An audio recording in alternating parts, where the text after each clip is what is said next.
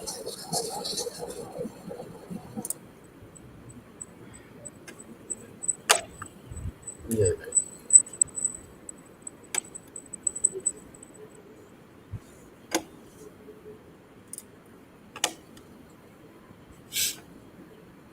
Okay. Good evening, ladies and gentlemen. This is Ravi Gotwal from Churchgate Partners, and on behalf of India Mart Intermesh Limited, I would like to welcome you all to the company Q1 FY22 earnings webinar.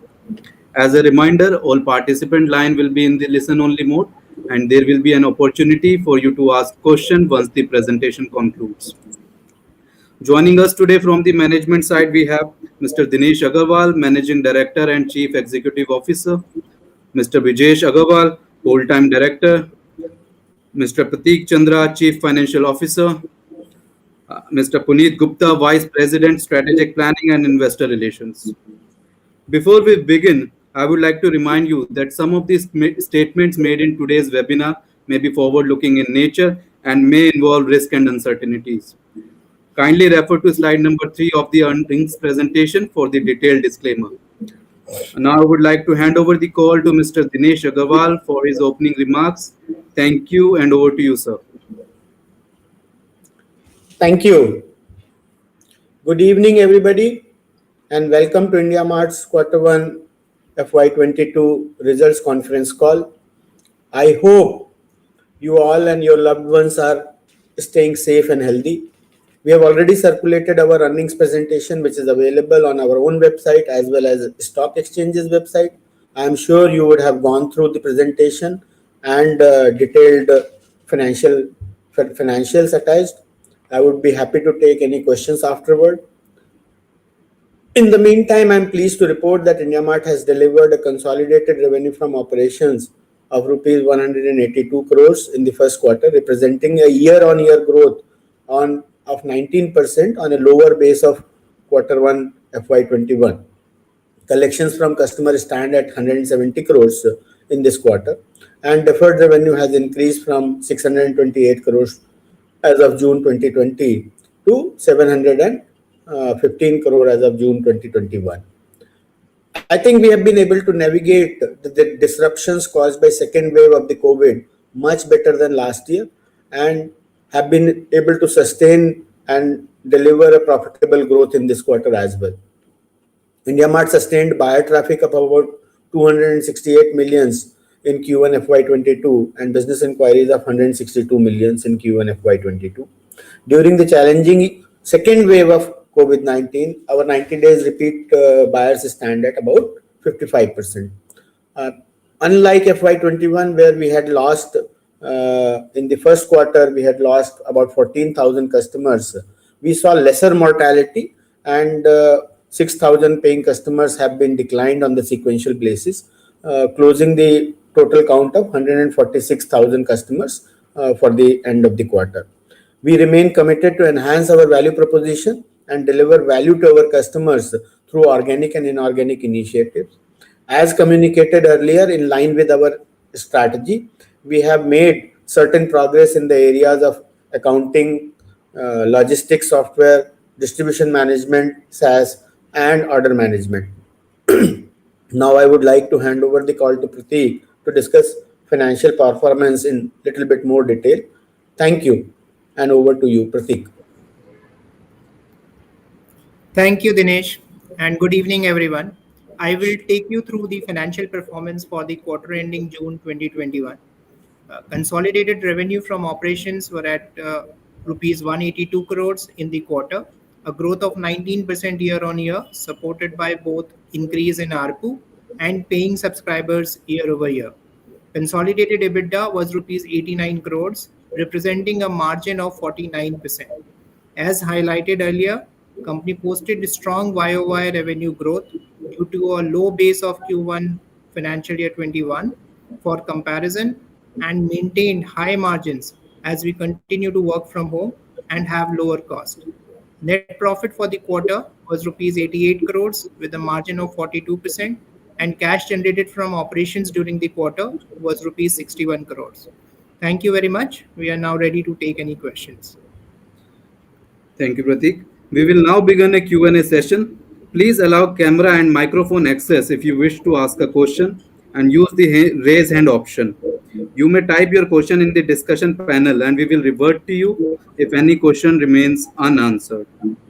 Please restrict to 2 questions so that we may be able to address questions from all the participants.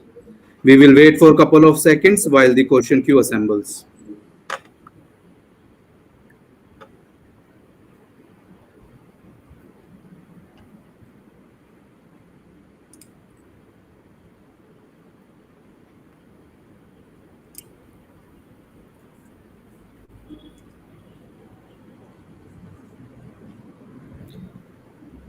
I repeat once again. Please raise your hand in order to ask questions and enable your camera and microphone access.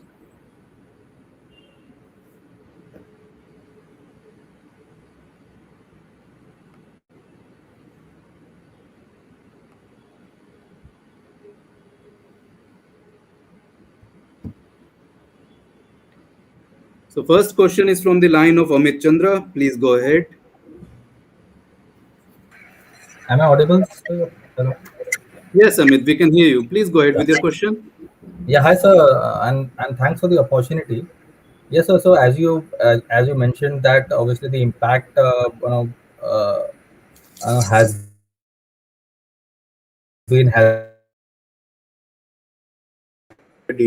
Many of our employees and many of people were very suffering.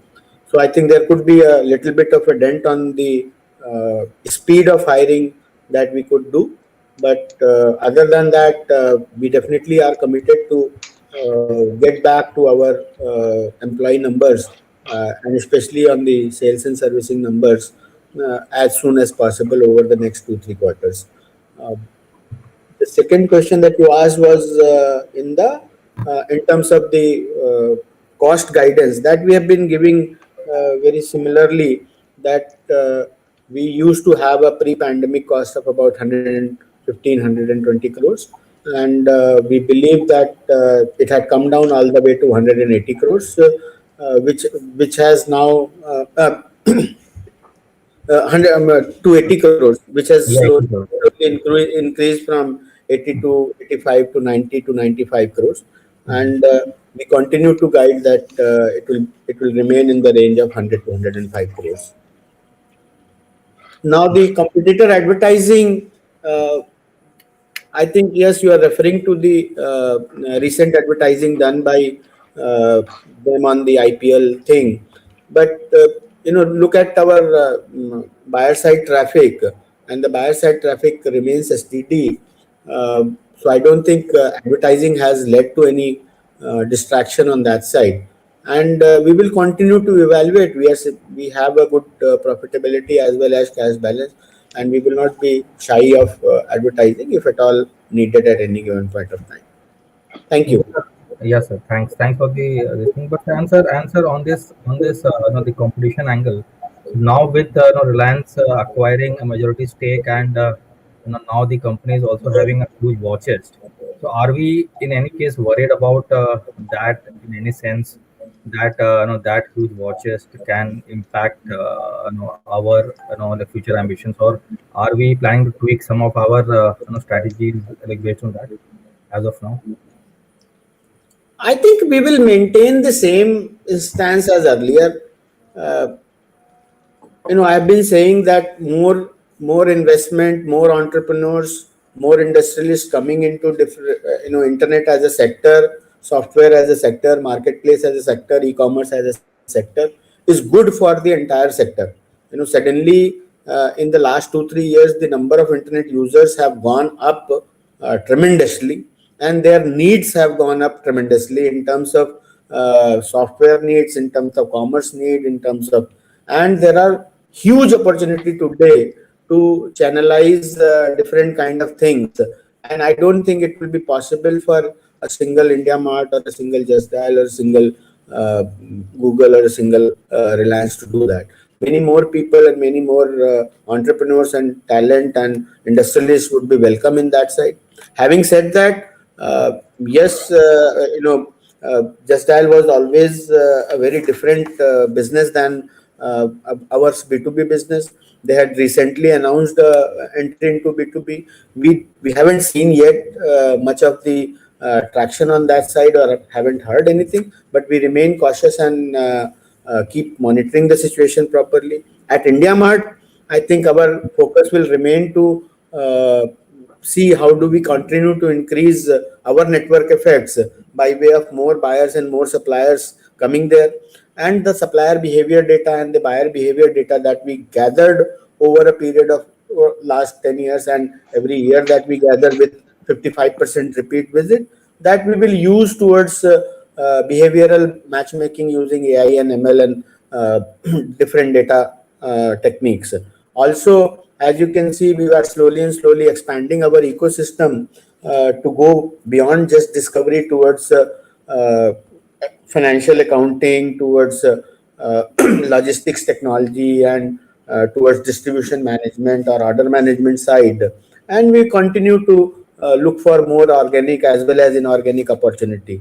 Within IndiaMart, organically also, our lead management system has been slowly and slowly going towards becoming a conversational commerce platform. And we continue to work slowly on that bit by bit. I'm sure these things will result.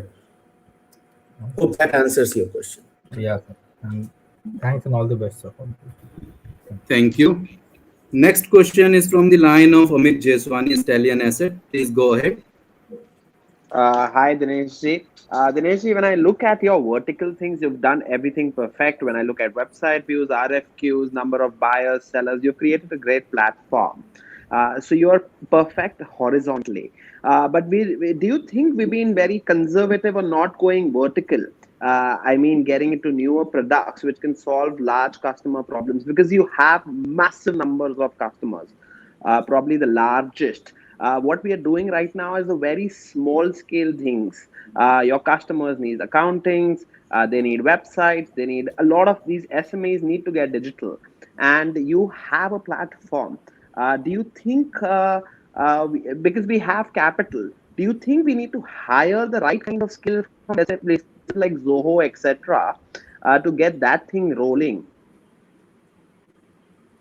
The vertical. So my question is more on the verticalization of IndiaMart, not on the horizontal things. Horizontal things, sir, now it's an automatic platform that you have created. So my ideas are more based on how do you think about verticalization and what large new customer problems can you solve? Okay, thank you. So on the, let's say, first of all, how do we expand our ecosystem horizontally? So within horizontal ecosystem, as you can see, we started with the website, we started offering them RFQ and buy lead system, we started them offering the cloud telephony, lead manager and CRM. Now we are adding accounting, logistics, order management. We already have a payment system in place. So horizontally, we have been adding multiple items, and we have been investing into multiple items. You are right. Vertically, we have not invested so far into any, but we continue to look for any vertical inorganic investment opportunity. On the other hand, if you look at internally, we have last year also I said that previous to pandemic, a more or less very little category focus was there on within IndiaMart. It's only last year first time when the suddenly had to work on the medical as a category or medicine as a category, we realized that there is a huge opportunity to do things more horizontal, more vertical category wise, and we are actually in the process of increasing team and expertise on that side to so that more and more vertical fulfillment can be done and more vertical problems can be solved. And you are right, yes, hiring better people and can definitely improve this whole area. And the better we are able to hire and better we are able to execute, that is how we will go. But to answer your question, we are looking at vertically inside the category management, and also we are expanding horizontally slowly. Right, right. Dinesh, see, last time when we had a conversation, you were speaking about 5 to 10x growth in next 5 to 10 years. Have you set like a roadmap for it? That you know what, I'm at 1.5 lakh customers. I need to go to 7, 8 lakh customers in the next 5, 7 years. You already have a large number of customers already on your platform. Of course, they're not paying. But do you have you set like a roadmap, or does it include many vertical things in that kind of goal that you've set? Yeah, so I think as a broad strategic roadmap, we have shown you that we would have a core SME business and the medium and large enterprise business, and then fintech, SaaS, and vertical commerce. However, if you ask me, do I have a business plan broken quarterly on that? We don't yet. We have done about 5 investments in different sectors so far, inorganically. At the same time, we have done organically into 3 sectors, whether it is payment or whether it is CRM lead management or whether it is order management. So I think give us some 2 3 more quarters when we will be able to give you a slightly more deeper insight on how does the growth will look like. I think we would have given you a better insight if the April May would not have happened, but everything was started to fall in place in JFM. But I think April May was a big surprise. Right, right. Dinesh, what is, according to you, except discovery, what is the biggest problem of your customers? Like these are SMEs largely who are your customers. Would you say fintech? Would you say more on the logistics side? That is where our large focus, because there are large profit pools you can target. You've already nailed one profit pool, Dinesh. So I'm just trying to understand which is that big problem which your customers you think have, which is adjacent to your India Mart platform? Is it logistics? Because we've tried once on the logistics side in 2015-16, if I'm not wrong. So if you can also help us understand what stops us getting more on the logistics side also, so that we control the ecosystem better. So I think we have conveyed it multiple times. So if you look at this particular slide, the dark blue ones are the areas which we have already worked upon and continue to improve upon. The light blue ones, there are 4 areas which have been defined. One is the payment. The second is the logistics, technology and tracking. The third is transaction financing, and fourth is the enablement of business. Uh, I think on that side, enablement of business is a lot more fragmented because multiple different SaaS and multiple different solutions are to be integrated. It is not just one big ERP that you can acquire and SMEs will start using it. Unlike and similarly on the logistics side, the medium enterprise uses very different logistics technology that as compared to a D2C brand. So Shipway, where a Shipway fits into a D2C logistics help, Super Procure fits into a slightly more larger size, medium to large enterprise logistics and transportation front. Payments front, we have been building organically, and we are continue to look for more partners. As I said, credit and transaction financing, we tried doing some small pilots before the pandemic, but after the pandemic, immediately I think everything went onto the back burner. So currently, our focus remains on the enablement of business, logistics tracking, and the payment side. And as we get more granular data, we will come to the transaction financing side. Got it. Thank you. Thank you. Which is one last question. Do you think, Dinesh, this year also will be able to grow at 25% around those levels? Since June and July, you've seen a bounce. You probably might have seen a bounce in June and July. You think this year, by the end of year, we'll be able to do 25% odd kind of growth? I will keep mum not to answer this question. Oh, thank you. Thank you, Mr. Dinesh. Nice speaking to you again. Thank you. A reminder to all participants that you may use raise hand option on your screen if you wish to ask a question.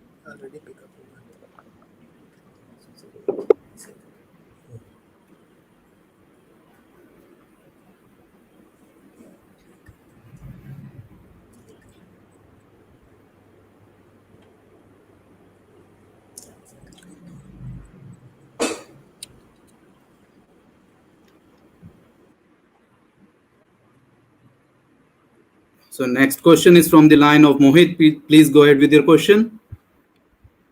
Good evening. Am I audible? Yes, you are audible, Mohit. Please go ahead. Yeah, I just wanted to know, with respect to the outsourced phase of outsourced field sales representative, which usually is disclosed. So just wanted to know if you can get the numbers for those outsourced field sales representative and total sales and service representative. And that was number one. And number two is that, going forward, since this field sales representative count has declined significantly from the last year, right, from Q4 FY20. So do we see aggressive hiring happen on this front so as to, acquire more and more customers, thereby resulting in increased outsourced sales cost? Yeah, Mohit, this slightly complex answer here. So let me try to explain you. So the way total sales and service organization in India Mart is by and large divided into two parts. One is the client acquisition side, the other is the client servicing, upsell and renewal side, whether they are on field or whether they are on telephone. Currently, almost 99% of our renewal, servicing, upsell team, which we call client servicing team, which actually brings about 80% of the revenue, is in-house on India Mart roles. We have not experimented any kind of an outsourcing on that. However, on the client acquisition side, if you see about 2-3 years ago, we used to have 100% on in-house set of people. Then we actually started to hire some of the people on the outsourced payroll, like Team Lease or other companies. And then we also started to look at telecall centers who could work with us either on a per seat option or on a per sale base over just like a DSA.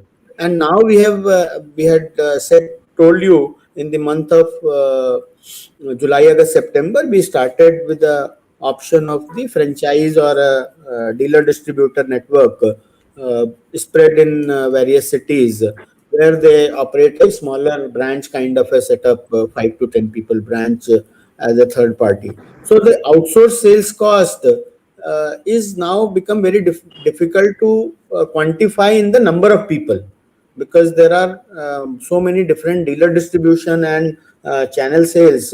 Some of them are employing 5 people and some of them are employing 8 people and some of them are employing 10 people.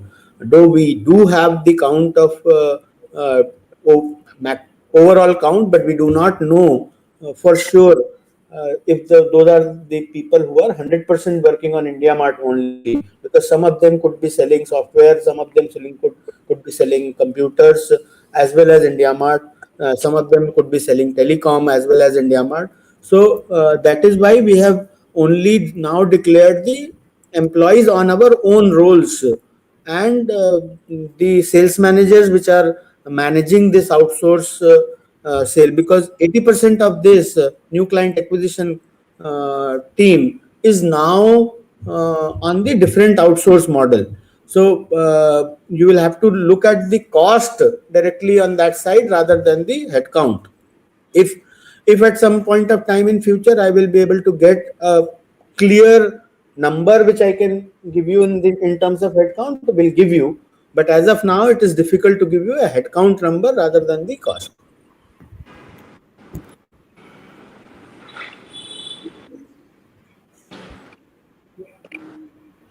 I have understood.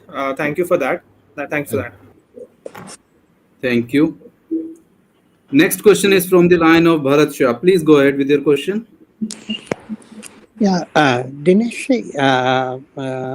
in continuing from an earlier question, and there are many things that we have done well, and then there are others where we have taken some baby steps, and then there are areas which are where we are aspiring to be something, but as yet have not commenced or taken any steps.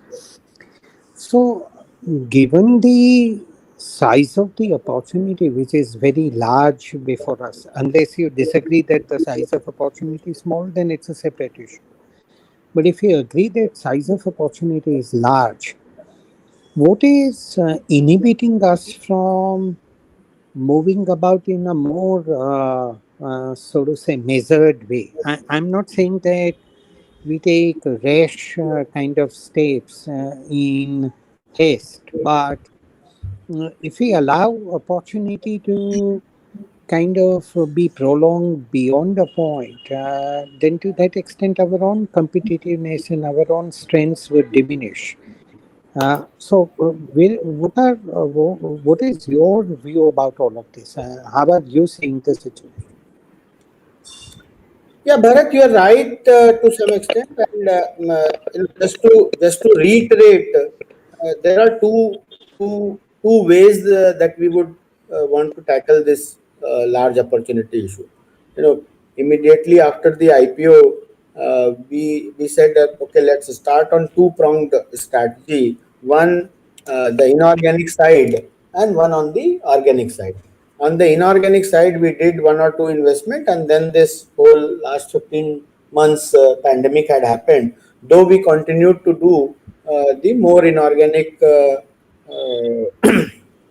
investments in the last 2, 3, 4 months after the first 6 months of the pandemic. On the organic side, we have been telling you that our conversational commerce part is shaping up well on the lead management and CRM side. However, you see very little happening on the payment and transaction financing side. I have told you that. Hello. Hello. Yes, Mr. Bharat, can you hear us?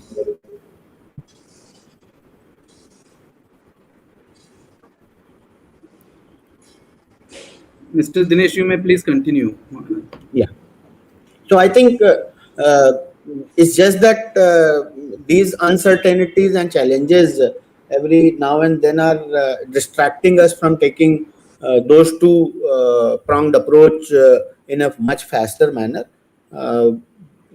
That's the only thing you can say. But I fully agree that we should be looking at these opportunities, both organic and inorganic, in a measured as well as rational way, faster rational way, we do not want to go irrational and rash increasing.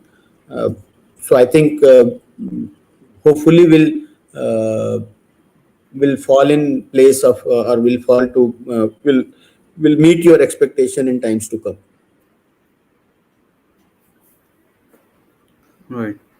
Thank you. Next question is from the line of Kumar Pandit, Somrest Capital. Please go ahead with your question. Hi, thanks very much for the call and congratulations on the results. I just have a couple of questions. The first one is, could you just explain the dynamics behind? So, Mr. Kumar, could you please speak a little bit louder? Yes, of course. Is that better? Yes, please continue. Great. I just wanted to understand the dynamics behind the ARPPU growth in spite of the decline in paying subs, and whether you think these dynamics are sustainable and whether these trends are sustainable over the near to long term. Thank you.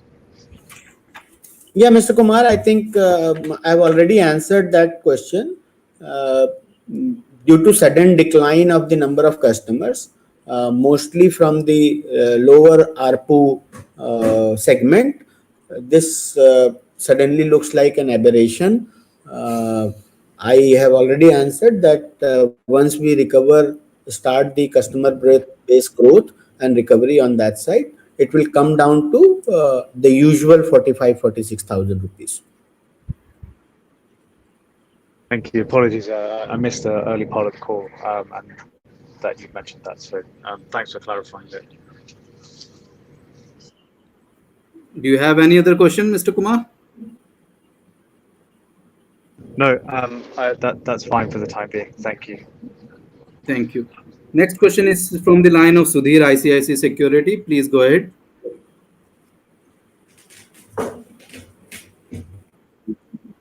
firstly, in terms of the cost structure, right? You spoke about, let's say, reorganization or restructuring of the sales into two, three different models, and accordingly, our cost structure may have changed a bit. And we have also been seeing some of the COVID-led cost tailwinds for the time being, in terms of, let's say, a higher mix of telecallers rather than put on streets, so on and so forth. So when we reach the steady state, let's say when COVID is behind and when we reach the steady state, how do we think about the steady state margins at an EBITDA level? I think I've already given that answer earlier also. We used to be at 30% odd margin, closer to 30% margin. And, we had saved about 20 odd percent or increased the margin by about 20 odd percent. Half of that is because of the different kind of automation that we have been able to do. And I think there is a permanent shift in the business that has happened. And half of that is slowly going to come back because we have not been able to hire and we have not uh, been going to the offices. And I think the employee cost is one of the biggest costs, and some of the other costs that will return. So I would say that if you take that into account, with from closer to 30% margin, I think will be more closer to 40% margin in this steady state. Got it, Dinesh. And the second point on the buyer side traffic or business inquiries delivered, so on and so forth. This quarter, I think there is a bit of buoyancy we have seen. So is a decent part of this led by, let's say, searching for product categories like oxygen concentrators or oxygen cylinders, so on and so forth? Yes, so in the month of April, a lot of oxygen related and CPAP, BiPAP, and mask related items were there. Uh, some of them has sustained, like mask has become a permanent feature now. In the May, a lot of them were for the purpose of medicines, remdesivir or tocilizumab and things like that, because after certain time the medicine shortage has started. But in the June, I guess the traffic had sustained. So it is not that whatever spike came in the April and May, because in April and May, on one side, these medical spikes came. On the other hand, naturally the industry was more or less shut down. That actually balanced it. But we are seeing in the June month or in the current weekly trend, I think a 250 to 60 million traffic seems like a sustainable traffic. Got it. So even after that spike is over, that rush towards oxygen concentrator as a category is over, you are still seeing reasonable amount of buoyancy in the inquiries delivered and the buyer side traffic. Yeah, it has become very diversified. As you have seen in the past, we are coming from 50 different industries, almost 100,000 different categories, coming from 1,000 plus towns and cities. Tier one cities only contribute about uh, you know 33% of the buyer traffic, uh, tier 2 city about 25%, and then tier 3 and 4 is actually increasing now at 41%. So we have a very well diversified traffic across fashion, apparel, garment, chemical, fertilizer, medical, uh, agro, machinery, and everything. So I guess we have seen on even on a monthly basis, if you go and look at any of the indicators at Alexa or similar web, the traffic is maintained, and we believe that there is a permanent shift has happened towards internet adoption, and India Mart has proven to be a go-to place for people. Yeah, yeah. Got it, Dinesh. Thanks and all the best. Thank you, Sudhir. A reminder to all the participants that you may use raise hand option on your screen if you wish to ask a question. Next question is from the line of Bharat Shah. Please go ahead, Bharat.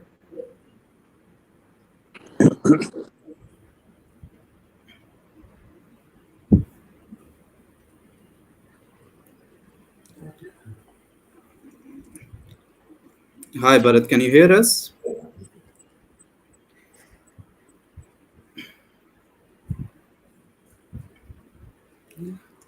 A reminder once again to all the participants, please use raise hand option on your screen if you wish to ask a question.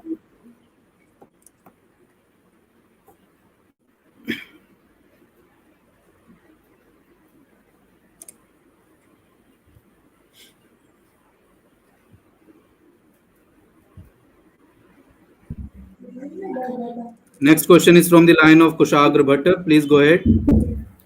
Yeah, hi. Thanks for giving me the opportunity. Am I audible?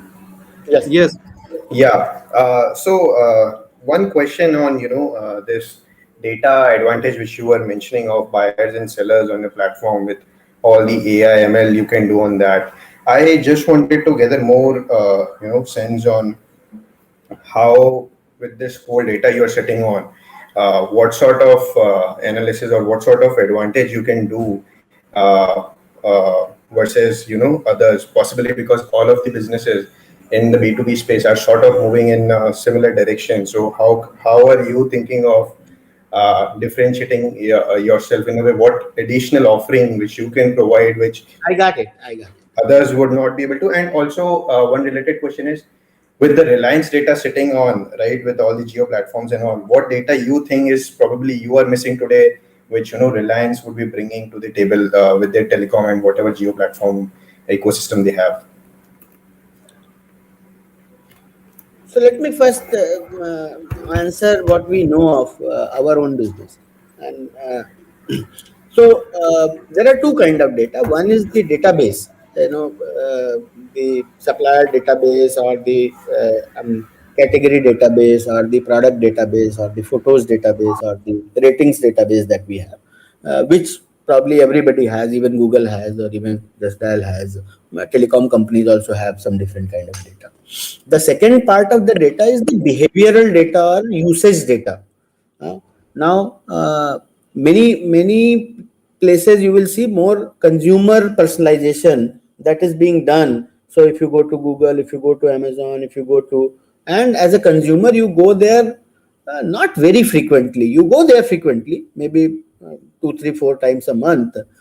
Here at India Mart, we do very differently. We do supplier personalization. What happens at India Mart, we have developed 2, 3 very good supplier tools which bring the supplier back on our platform almost every day, or almost some of them every hour. So, for example, our RFQ system, our lead management system, and our call pickup system, this cloud telephony system. All of these, they actually bring back the supplier and especially our paying customers almost multiple times a day to our platform. And they end up doing activities on those kind of buyers which they like the best. So if they like the retail ones the best, or if they like the Agra ones the best over the Jaipur ones, or if they like the sofa set ones better than so suppose there are two furniture manufacturers. Both of them say that they can do all kind of furniture. Both of them actually sell a sofa also, and a table also, and a chair also. However, the supplier one likes sofas because he has some expertise in sofas, and he keeps coming and checking out RFQs of sofas and checking out replying leads to the sofas very frequently. However, the other guy is doing, say, office chairs very frequently. So that we know that both of them are furniture manufacturer, but he is a sofa set specialist, and he is the other one is a office chair specialist. This data is not available with most other platforms, and they are not even gathering this. Similarly, we know location affinity. Similarly, we know price point affinity, and similarly, we know quantity affinity. The other thing is the buyer profiling that we have created over a period of time. So a buyer comes to on our platform, say, once, and then he gave you his number and maybe email and name and some information, and he put a requirement for, say, sofa. Next time he came in and he gave a requirement for, say, a chair. Next time he came in and gave a requirement for a say, sofa fabric. So we know that he is probably a sofa set integrator or a sofa set fabricator, and we display that to the suppliers. So it's an enhanced buyer profile that we have gathered over a period of time because the buyers have been repeating on our platform at 55% rate. So these are some of the special insights that we gather, and thereby we use them in the matchmaking. So we know by behavior that he likes retail leads. We know by behavior that he do not like retail leads. We know by behavior that he is an exporter. We know by behavior that he is an exporter or he is a local only manufacturer. So we know all of these because of this data that we collect every day in, day out. And the data sources are RFQ consumption, our lead management where callback and replies happen, and the PNS system. And all of these data sources, obviously over and above there is a product data which is there available. So that is a very specific data that we are referring to. And anybody will tell you that the relevancy is far more better at IndiaMart than at any place else. Okay. And second part of the question, like what data you probably would be missing today, which Reliance is able to provide. Any sense on that, or you won't be able to comment on that? I know we have not been tracking Reliance, we have not been tracking JioMart, so we know only a little bit about just that. Now that this development has happened, we will start to study that more in detail as and when more details are revealed, and we'll try to see where are we, where we need to act, and we'll keep a close watch on the developments happening, and then start to build our strategy accordingly. Sure. Last question on the ARPUs thing. Is this the correct understanding when I break it up, the ARPUs, that the platinum customers, the top 10% suppliers on your platform, the ARPUs for them have kind of moved from almost 1,80,000 to almost north of 2 lakh rupees. So is this the correct understanding, first of all? No, sir. I think what happens is the way our revenue recognition works. Prateek, you would like to explain the way our revenue recognition works. It comes from the deferred revenue. So, Right. The way ARPU we calculate is end of the quarter customers. So the total revenue recognized during the quarter divided by the end of the quarter customers, and that is so that this does not mean that the ARPU has increased dramatically in a particular segment. It is purely because there has been a sharp decline in the number of paying customers by 6,000, and that is why it is reflecting. It is also reflecting that most of the decline has happened at the bottom of the pyramid. Okay, got it. And a related question is, so when you mentioned that the ARPUs will kind of go back, I remember in one of the past few calls, you sort of hinted towards planning or strategizing towards price hikes as well in respective categories. So that so those price hikes you are not going ahead with, right? I mean, we have been doing minor things here and there, and that is how you see a longer if you see a longer duration from 33,000 to 44,000, about almost 33% price hike has happened over the last 4 years or so. The specific instance that you're talking about, the category based or city based pricing, that we have not been able to roll out, and I don't think this is the right time to roll out that. Okay, sure. Thanks. Yeah. Thank you. Next question is from the line of Bharat Shah. Please go ahead. Yeah, I think earlier I was talking to you, and for some reason line got snapped off. So we were discussing that in terms of the size of opportunity, are we being a bit more measured than what is good for us, or we think what we are doing in at a pace is something which is meaningful and appropriate. Therefore, in that context, you answered. Uh, I wanted to raise an alternative point of view on that. Supposing we have to, if you have to think about India Mart 3 to 5 years down the line, what do you think India Mart would look like? What will be the key defining aspects of India Mart that you think it will look like? Otherwise, you would regard that as a missed opportunity. Yeah, what we think we will look like is already there on this slide. Puneet, can you put up that slide again? No, I said in 3 to 5 years' time and not today. Yeah, yeah. This is 3 to 5 years time frame. This is where we would look like. This slide truly depicts what we want to look like in 3 to 5 years time. Which means dark blue or light blue, all boxes will be cleared and will be attained. I mean, 80% of these boxes should be ticked. And the reason why it is as yet not there is because of a strategic reason or not having adequate talent pool or some other reason why it is kind of being moved over slowly.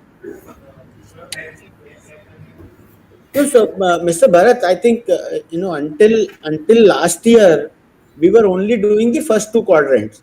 We were only doing the discovery, and we were in the process of doing conversation. The next light blue color items we had put down only in the month of October, November, December last year. So from there, we are only sitting in July. So it's been 7, 8 months when we thought that we will actually start doing all this. And once we cover 80% or more of the quadrants, you think strategically our remit and our plans would be in from your point of view, it will be satisfying and what is appropriate for the opportunity. That is what is our thought, collective thought as of now.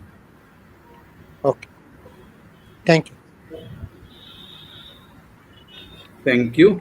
Next question is from the line of Manish Gupta, Solidarity Advisors. Please go ahead. Thank you for the opportunity. So, slide 32 is, fantastic transparency in terms of how your franchise is being developed. I had one query and one request. So the query is that is it possible for us to report the percentage of inquiries that have been fulfilled successfully as a percentage of total business inquiries delivered? Sir, that number is only available to us on a sample feedback basis, and we get almost 100,000 feedbacks every month. So out of the monthly daily unique inquiries of about 8 million, 7 million that we have, 26 million in the recent quarter. So if you divide it about 9 million per month,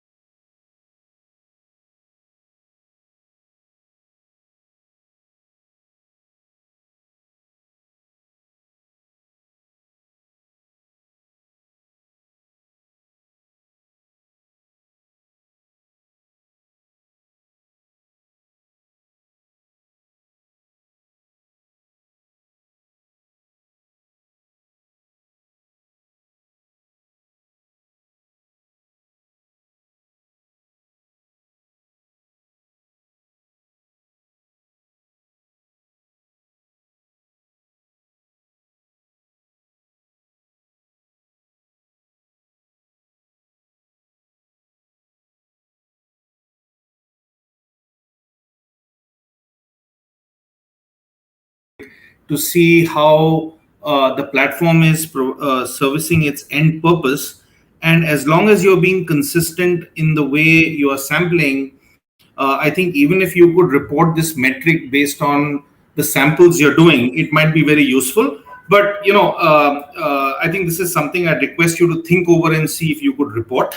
But Maybe. there might be issues there which might skew the data. But if you believe that the sampling is representative, and if the 40% is trending higher or trending lower, I think it gives some good feedback operationally.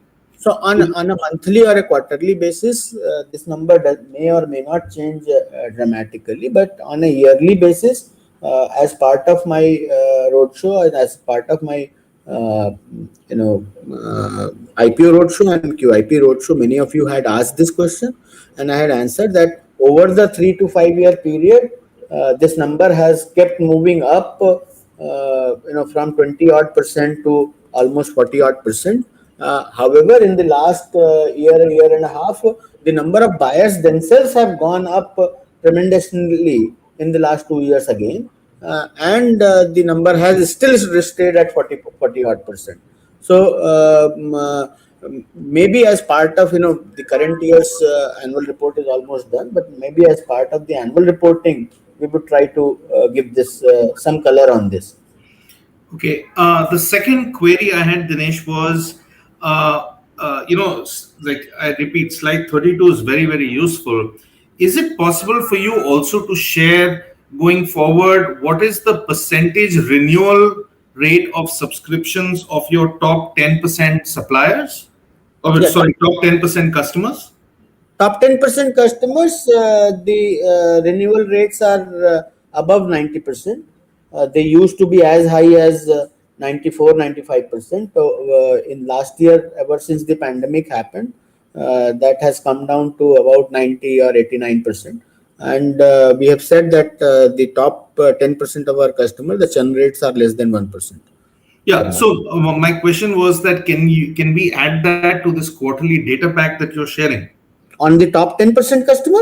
Yeah, because again, it's a very good metric to look at operationally. Yeah, we'll definitely note down your suggestion and look at that.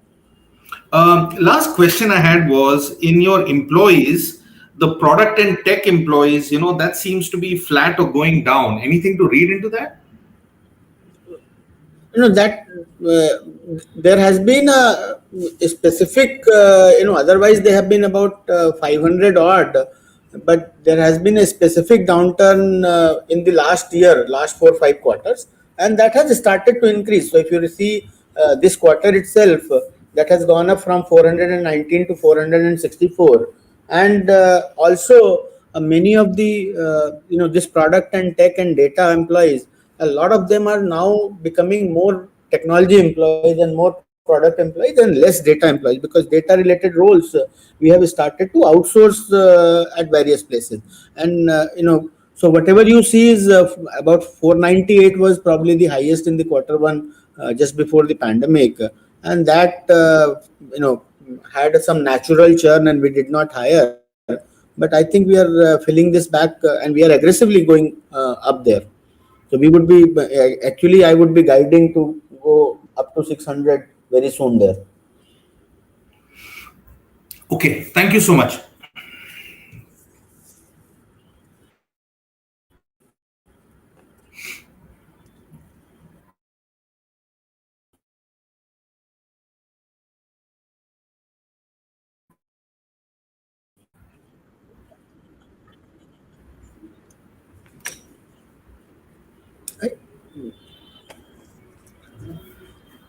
Thank you very much.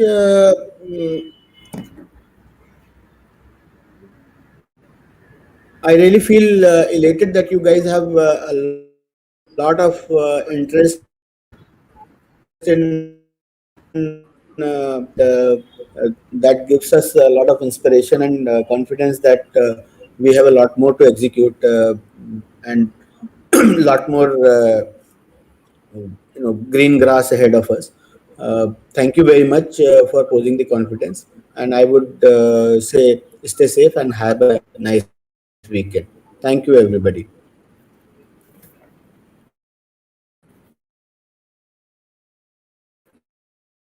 Thank you, everyone. On behalf of IndiaMart, this concludes this webinar. Thank you.